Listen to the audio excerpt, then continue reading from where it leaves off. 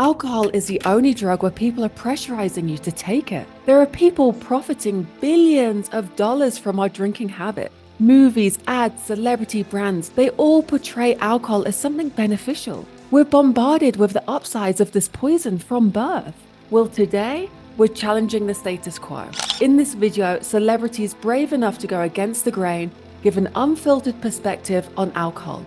If you want motivation to cut out drinking, watch this. These straight-talking celebs will reveal truths the alcohol industry doesn't want you to hear. Now get ready to see alcohol in a whole new light. The time has come to take back control of our health and our happiness. This is a message not meant to be heavy, but I hope helpful.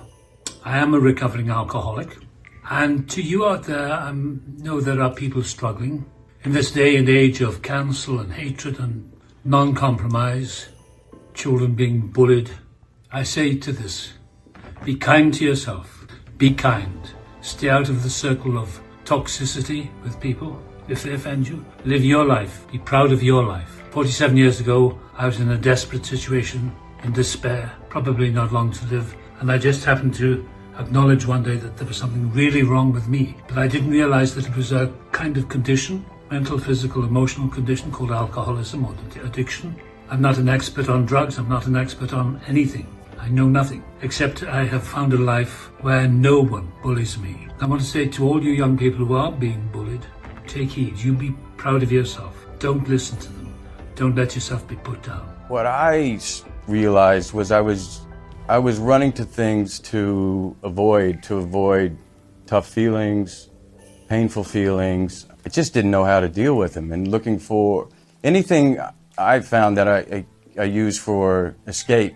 I guess difficult feelings, I don't know how better to describe it. I mean, that can be anything. That can be drugs, booze, Netflix, snacks, anything. I don't want to, at this point, to be running from anything. I want to sit in it, I want to feel it, I want to get through the rough night. And I found doing so, you come out the other side with a more profound understanding of yourself, a greater gratefulness for those in your life. Fear was a big motivator in that for me. In losing my family, that was the thing that scared me so much. That was the bottom I hit, that my family's gonna go away because of my behaviors that I brought home from the road. I got kicked out of the house by my wife. I was living on my own somewhere, and I did not want that. I'll be sober for, it'll be 30 years this. I mean, if I get there, this could have gin in it tomorrow. That's awesome. No, but that's hard though. Like an addiction is for many different things. Yeah, it's whether it's food, alcohol, sugar, drugs, bad whatever it is. Yeah. It's like you kind of get it together in one, and then it becomes a full-time job. But it changed my life. It was the best thing I ever did. Enabled me to have a solid marriage and kids and a career, and I didn't end up a crazy actor. Yeah. Most people probably don't relate Linkin Park or myself with, alcoholism or drug addiction or anything like that. And so I was exposed to it really, really young. And there was a lot of things that happened to me as a young person that were really difficult to deal with. And I found myself alone a lot. And so I think that given the nature of a lot of the aspects of my childhood, that first person offered me an escape from reality. I kind of took it and I ran with it. The one I would say that music has probably kept me alive more so than anything else. I mean, other than love from your friends and family, I think that music is probably the reason why I still am here, because that is how I get out a lot of the stuff that's going on inside of me, and that's how I work through a lot of things. I reflect on my life, I reflect on how I feel, and I get to talk about it. What else have you learned from your time going sober? Obviously, the reason for doing it is that you don't want to waste your days so much, but what else have you learned? I actually really enjoy my reality being sober. I actually don't really like the feeling of being drunk anymore. I think now I'm at a point where I feel like I'm very much in control. I really like the person who I am now when I'm sober. I'm extremely a lot more confident now. I can have conversations with anyone. I can charm people. I can have a laugh, I can have a dance, I can do whatever I need to do, but I can do it sober. And there's actually no real need for me to drink. Can you not drink? No, I can't play this. Can you not drink? Wait, play this. It's like saying, can I not drink? Can you not drink? You mean water? Can you not abuse alcohol or other substances? No, play this. I don't need to play this. I don't need to abuse alcohol because guess what? That is not the first thing on my mind when I wake up in the morning is to go have a drink. No, my first thing in the mind is what I'm going to do today to make a better day the next day. That's my thing right there. If I don't have anything to do, yes, I go out and smoke my cigars. Yes, I go out there and have a good time. Absolutely. Can I say that with a straight face? No, I cannot say that with a straight face. I'm saying, you know what? If I have a drink, great. Am I relapsing? I don't think so because I'm telling the world, I'm trying to do it. I'm trying to do it. I was sober for 19 months. I did it by myself. Not on nightclubs, bars, restaurants. Guess what? My friends took care of me when I was in bars. They said, no, he's not drinking. He stopped drinking. Guess what? That's why I say I have great friends. I have great friends around me. I'm not going to die of alcohol. I tell you that right now. I'm not going to die of alcohol. I'll make sure of that. Because I got good people like this around me. I'm not going to ever die of alcohol. And please, guys, if you guys out there, if you want to help me in recovery, when I come out, please be free to come and say, Dennis, thank you. You're trying. Please do that for me. That's all I ask. Well, I haven't had a drink for a long time now, but for the first 10 years of that period, a lot of my thinking and behavior didn't really change. It was a slow evolvement, really. It was only then and after I'd had my children, my daughter and my son, I began to realize that here I am suddenly faced with responsibility and that I had to do something about it. But to have living beings close to me, my flesh and blood, I would have any kind of inclination to walk away from, started to have an effect on me. And then I tried to become an example to them. I explained to my fellow alcoholics and junkies that I was going to deal with this certain situation here. And I explained the feeling that I evoked from it, almost like a Hatfield and McCoy. I kind of explained to them. I made the right decision. I made Cuz proud of me, but I made myself proud of myself, and I don't do that much. And I was happy I did that. I made myself proud of me. I hate myself. I'm trying to kill myself. I hate myself a lot, but I want to change my life. I want to live a different life now. I want to live my sober life. I don't want to die. I'm on the verge of dying because I'm a vicious alcoholic, and I've been wow. I haven't took drugs in 6 days. And for me, that's a miracle. I've been lying to everybody else to think I was sober, but I'm not. This is my 6th day. I'm never going to use again. Well, there's a period of 4 years where I needed to quit drinking. And the drinking got in the way. And I talk about that a lot in the book. That was one of those obstacles that I had to get over. And I think that, once again, I needed to clear the road in order for these things to happen. So it really is an inside job. And I had to clean up my act and figure that whole situation out. You no longer drink? No, it's been over 11 years. All right, and so is it worth it? Worth it to have my life was ruined. I was like homeless and carless and broke and no career. Yeah, so yeah, it's definitely worth it. Stopped drinking. The reason I stopped drinking was on that particular day, I had 2 cocktails like I normally do when I'm at events or whatever. And as I was having the second cocktail with dinner, I realized I'm only having this to take the edge off because I'm naturally an introvert. I don't necessarily like the whole meet and greet part of speaking events and stuff. And I realized that it does help take the edge off. It does help calm me down, but I pay for it the next day. I'm 49 now. This was last year, so I was 48 years old. And here in my mid to late 40s, even 1 or 2 cocktails, and some of you that are in your 40s and beyond can back me up on this. Man, 1 or 2 cocktails, I could feel the next day. I'm a little heavy-headed. I'm a little slower. I'm definitely dehydrated. My workouts that morning suck. And I realized, why am I doing something that's putting me in a state that is undesirable and incongruent with the man that I want to be? Once I stopped drinking, after about 4 months, I started to get even more focused in my work. I started to get leaner in my fitness, right? Nothing else had changed. I just stopped drinking about 3 to 4 cocktails a month. I started to have better cognitive function, brain function. 6, 7, 8 months in, I realized like, holy cow, man, I'm like sharper than a tack. And I'm a pretty sharp dude. And I realized I'm sharper than a tack right now, like I'm on fire. And I kept pointing back to the only thing that had changed was that I had stopped drinking at social events. Through a long time where I was just out of hand. You were drinking. I was drinking too much. Well, you were and playing, among other things. You were playing like, I mean, you were like a college athlete, and you were, playing bars and stuff like that. There's a lot of booze around. A lot of booze around. Yeah. When, starting out in college is not floating kegs is not a good way to start your life out. But some people overcome it.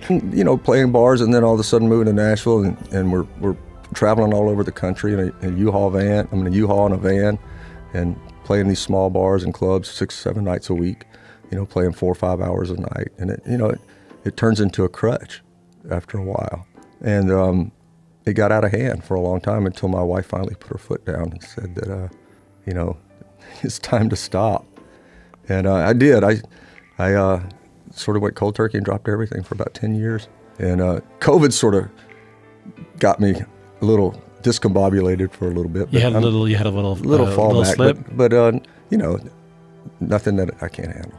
Not being present, and not being able to do the things that I needed to do as a husband and a father. I was functional, but barely at some points. It was just the lifestyle. It was the lifestyle that you thought you were supposed to have, being a rock star. Yeah. And it's just this deceiving thing. And it's this deceptive confidence that you get from it. Yeah. And where it's actually taking your confidence away and you don't realize it. I stopped drinking alcohol for this very reason. People don't know this, but I've probably mentioned it twice now on air, but I quit drinking alcohol about a month and a half ago, I think. And part of the reason is when I wore my Whoop, and then I had, 1 glass of wine or 2 glasses or 3 glasses of wine the day before. When I woke up the next day, my heart rate variability was like flashing red. It was 30, 40. I didn't one day wake up and say, I'm giving up drinking. It's honestly been the best thing I've ever done. A year and a half into it now. Why am I enslaved to this drink? Why am I so obsessed by the idea of having this drink?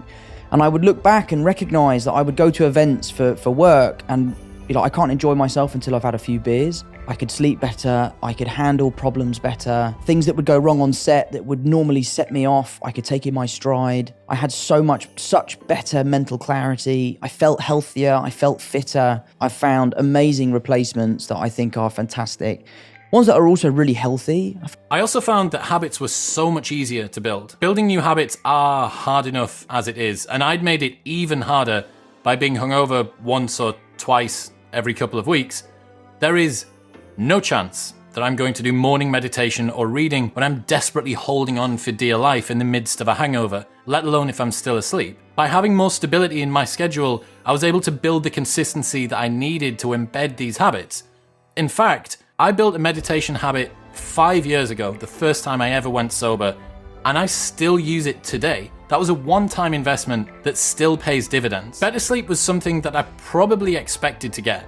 And no one feels rested after a night out, even if you spend most of the day in bed. But over time, my sleep generally improved a lot. I found myself feeling more rested, waking up less throughout the night. I don't know if this is because there were fewer toxins in my body, but I was still working until 3 or 4 a.m. multiple nights per week. So I had a lot of optimizing to do with my schedule, but simply removing alcohol seemed to have a massive impact. One of the things that I wasn't ready for was I'd make fewer bad decisions and have fewer regrets. You can achieve a lot of success in life simply by avoiding catastrophes. And when you go out drinking, you tend to make some pretty poor decisions. You cheat on partners, you have arguments with friends, you get into fights, you lose your keys, you break stuff. And there's something unfair about doing dumb shit when you're drunk, because it doesn't feel like you did it. I mean, you did it, but you didn't mean to do it. You suffer enough that something inside you goes, I'm done. And I'm like lucky because I hit that point before I lost really the things that were the most important, which was not my career or money, it was my relationship with my kids. And when I felt as if it impacted them, I recognized it. It was the worst day of my life. I made amends. And for a while, I thought maybe this is temporary. Maybe this feeling is going to go away. But since that day, I swear to Christ, I have not ever wanted to drink once. Ever. Wow. So it's the easiest thing in the world. Because every time I think about it, I'm just like, holy shit, that's the worst idea in the world. I don't want that. I can't do that. And that's the piece that people find. So now I'm that asshole who's like, I'm grateful. I learned a lot. I actually got to be a better person through this process, and I've lost the obsession. I took the last half of the year off, and I just got to be dad. Drive him to school, pick him up, go to the swim meet. Just that's where the parenting happens. It's in the cracks. It's in the moments where you're just taking them back from soccer and they say something profound or they talk about how they're really feeling about something. And it's like, that's where you get to be the parent. That's the joy of it. And that's what I don't want to miss. Every time you say the word pain, your face changes. What does it do? You go somewhere. It's very painful. Divorce is very painful, and alcoholism is very painful. They just are. If there's something that your child is suffering, that's a level of pain that is just not easily gotten past, not easily forgiven, not easily forgotten, and it's hard. You're not going to avoid causing your kids pain. All pain. Pain is part of life. I take some comfort in that. I'm doing my very, very best, and I hope it has to be good enough. I have to. I don't really have a choice. I have to be the man I want to be at this point. I don't have any more room for failure of that kind. My first thought when he's telling the story that he found that book is I'm embarrassed by that. Like, I'm embarrassed how many times I quit and couldn't do it. Quit drinking or Quit drinking and drugs, yeah. So he's explaining that he was sitting on the couch early in the mornings looking at these dates, and what he sees, as opposed to me, is he sees someone who just won't quit. He starts crying while he's saying that because I think he's been there too. And then I get really emotional, and I, for maybe the first time, am proud of myself that I didn't quitting. Like, to truly be powerless over something is fucking demoralizing. It's so rough. And yeah, that was one of those things where it's kind of a source of shame for me, and then I see his reaction to that, and that's a source of optimism for him. It like infected me, where I was like, oh, yeah, good on you. You did, you kept at it. There's a couple of common fallacies about sobriety. One of them being that people hit a bottom, and then that's that. And most addicts have many bottoms. I mean, I have many events that were even worse than the one that ended up being my last event, Like, on one occasion, I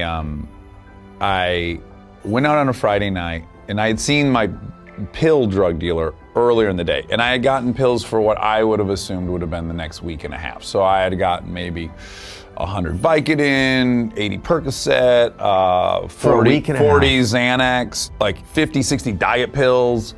I go out on Friday night. I run into a guy.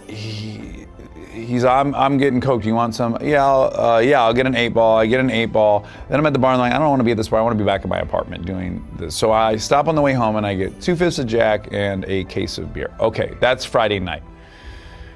I come to in my bed and it's dark out, and I'm like, oh man, it must be like Saturday night. Like, I'm a little foggy on. I remember buying all that stuff and going back to my apartment, and that's where the memory stops. And I get up and my ribs hurt really bad, and then I go out in the kitchen and I see that it's all gone. Everything's gone. There's 2 empty fifths, there's beer cans everywhere, there's plastic from where the Coke was. The pill box is empty. I come to realize that it's Monday. And I'm like, I've never had an experience like that where I missed 3 days. I have nothing. And again, you would call this a rock bottom in that I fully acknowledge you should not wake up from that. 90% of people are not waking up from that amount of stuff. And I called my mom crying, just scared, I scared myself so bad. And you would assume that would be it. Yeah. And no, there was a good year of drug use and alcohol use beyond that moment. So that wasn't the moment. The life-threatening thing wasn't the moment. The moment for me was really, I was about to start this movie, Zathura. I had just come off a really long press junket for Without a Paddle, where I traveled everywhere. I was like, I want a week vacation. I go with a friend to Hawaii. I trying to buy coke. I end up buying crystal meth. Well, the hell with it. I smoke crystal meth for 2 days. I get in a car accident with some local dude that's on the way to get. It's just a disastrous trip. I'm sick most of the time, and I'm just hammered and doing drugs the whole time. When it's time to leave, I have a layover in San Francisco, Hawaii to San Francisco, then to LA. When I get to San Francisco, I'm so physically sick that I have to go to the bar. I'm like, I have to get some alcohol down. There's no way I'll make it onto this flight to LA. So I go into the bar, but I've been in AA at this point. So I'm terrified someone's gonna see me that knows I'm supposed to be sober. So I am very huddled into the corner of this bar, and I'm just ordering Jack and Diets, and I'm like trying to get a few down so I can get on this flight. I'm so physically ill. And it is the proverbial, there's a mirror right here. And I have this moment where I kind of take stock of my life, and I am about to star in this movie, Zathura. They're paying me a ton of money. People recognize me at the airport. I'm doing everything I had dreamt of doing for 30 years. It all came true.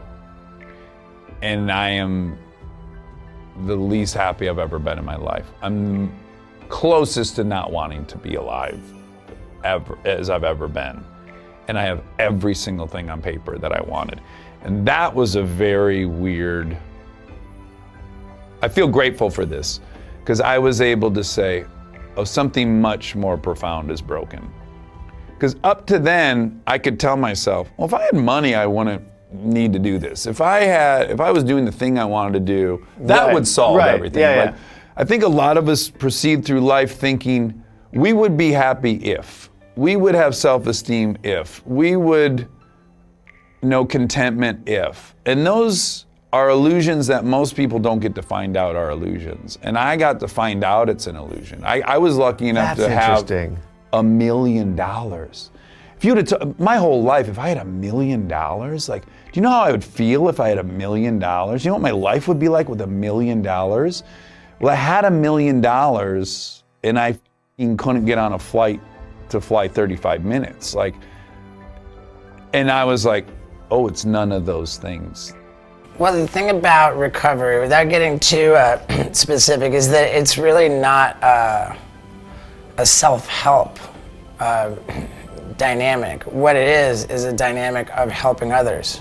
Again, the disease of alcoholism and addiction is about selfishness and self-centeredness. And so, like, the treatment of it, it's helping others. Yeah. And so yeah, that's what we do. We yearn to find people to help, find their way in sobriety. So anybody who's struggling, us sober people love it when you reach out for help. Yeah. You join the pack. Find someone who's already sober and let us show you the way. Mob up with us and come down our path, and that's how it works.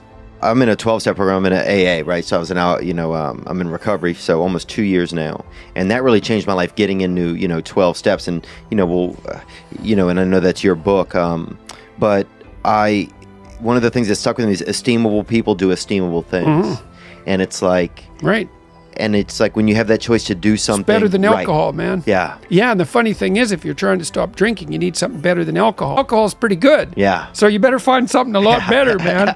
Yeah, and it is. And then esteemable people do esteemable things. It's like, yeah, well, you want to figure out something that you're doing with your life that's worth not getting drunk and screwing up. Yeah. Right. Because that's fun. Yeah, you want to have something on the other side of that teeter-totter that has some value to you. You bet. And so that you can think, no, I'm not going to get drunk and screw that up. Right. Because, you might say, well, why do people drink too much? It's like, if you like alcohol, that's a stupid question. Yeah. Right. It's like, why do people drink too much? Well, because it's great. Yeah. It's like, okay, so why stop? Well, you do stupid things when you're drunk. You hurt yourself. You compromise your health. It's really hard on the people around you. You tend to turn into a liar, and it screws up your life. Yeah. It's like, yeah, but it's pretty fun. Yeah, well, it is, but you need something better than that. And what's better isn't being straight and not making mistakes. It's like, that's all prohibition in some sense. What's better is, no, you need an adventure, man. You need to get out there and have something to do. Yeah. And something worth waking up for. And that's the substitute for the addiction. Actually, the addiction is the substitute for that, if truth be known. I wanted to write a book just kind of about the whole process, but I knew I couldn't do that until I had actually gotten myself sober. And so along the way with going to treatment, meeting other addicts and alcoholics, I started figuring out that there's some really beautiful people out there. They would do anything for their neighbor, their brother or sister. They just have a disease. I'm in my 4th year of sobriety. April 12th, I had 3 years. I'm in my 4th year. It was right after I went to the Dr. Phil show. I kind of did some crazy things under the influence on stage one night and it made TMZ. And I knew I wanted to get some help, because on that flight home, it was the longest flight I'd ever taken. And I was thinking, what am I going to tell my wife? How am I going to look at my daughters? You know, they're in school, you know, they have friends. And when stuff like that happens, you don't think about the repercussions and how it affects other people around you, the ones that love you and care about you. When I made the decision to get sober, I knew that when I went to treatment, I had to make it count. I believe that a person can get sober for years that, well, I'm an alcoholic, I can't get sober. Yes, you can. Alcoholism wants you alone, it wants you sick, and then it wants to kill you. And it took over decades of my life, and I pray to you, if you worry that you're having this problem, or you know somebody that is, raise your hand, find somebody who's smarter than you about this, and talk to them, and be honest about it, because the secrets are what kill us. You know, the thing that always makes me cry, and I hope I don't cry here, is that it's not fair. It's not fair. That I had to go through this disease while the other 5 didn't. They got everything that I got. But I had to fight this thing, and still have to fight this thing. So just to end this on a good note, there are people that will help you, and get their help. It doesn't go away. It never goes away. Addiction doesn't discriminate. It doesn't care how rich, how successful, how fit or good looking you are. It doesn't care if you deny having it. But if you are truly, indeed, an alcoholic, it will take you down every time. And of course, I knew I was an alcoholic. I'd known it forever. But no matter how many times I tried to stop, I just couldn't, because there's a huge difference between self-knowledge and actual change. Until I was willing to let go of everything I thought I knew about how to live, how to think, how to be, and simply raise my hand and let other people help me. To anyone out there who is struggling with their alcohol habits, I want you to know you're not alone. There is a solution if you're willing to take the first step and get support. Keep trying, keep fighting, and never lose hope that freedom and a better life are possible. I want to thank the celebrities for opening up and being so vulnerable and sharing their stories. By sharing our own stories, we bring light to a topic that has so much shame, embarrassment, and stigma attached to it. If you've enjoyed this video, I ask you, please leave a comment and like the video so it can reach more people. And if you're looking for help with your alcohol habits, check out all the free resources I have available in the description below the video. I really appreciate you watching until now.